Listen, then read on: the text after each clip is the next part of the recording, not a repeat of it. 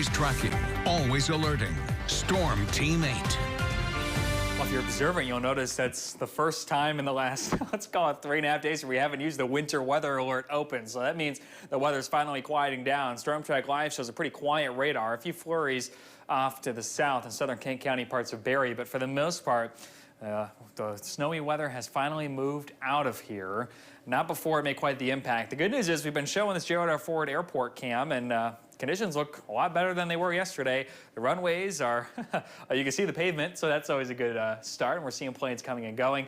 And boy, was it a prolific snowfall event for us. Here's a look at radar estimated totals. Now, this is a 5-day total, but a lot of that fell within the last 3 days. And it shows that bullseye really in northern Allegan and Barry counties, but the heaviest snowfall was in place from essentially Grand Rapids to Kalamazoo. Just about everyone saw a good amount of snowfall, but here's a look at some of the most impressive totals. 30.8 inches in East Grand Rapids, 28 inches in Gobles, 24.4 at the airport. That includes today's snowfall. Paw Paw, almost 23 inches, and Hastings over 22 inches. And we broke some records here in Grand Rapids. The 3-day snowfall total from the 17th through the 19th was 23.3 inches. And not only was that the snowiest November 17th and 19th on record, it's the first time Grand Rapids has ever seen 7 inches or more of snow in 3 consecutive days for any time of year.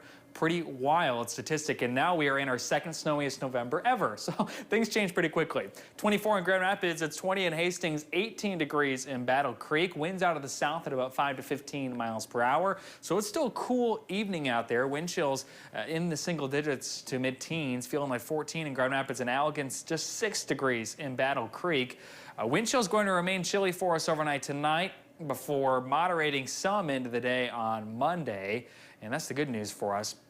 Futurecast shows actually a decent amount of clear skies overnight before the clouds start to roll back in for us for at least part of Monday, although we should see some sunshine. A cold front comes through and cools us off a little bit from Monday night to Tuesday, but not a whole lot. And the weather looks to remain very nice for us through the next few days leading into Thanksgiving. Your hourly planner for tonight shows temperatures bottoming out in the teens this evening before warming back up a few degrees into very early Monday. And your 8-day forecast shows quiet weather up to Thanksgiving. We start to bring the chance for a rain-snow mix-in by the end of the week, but it doesn't look significant at this point.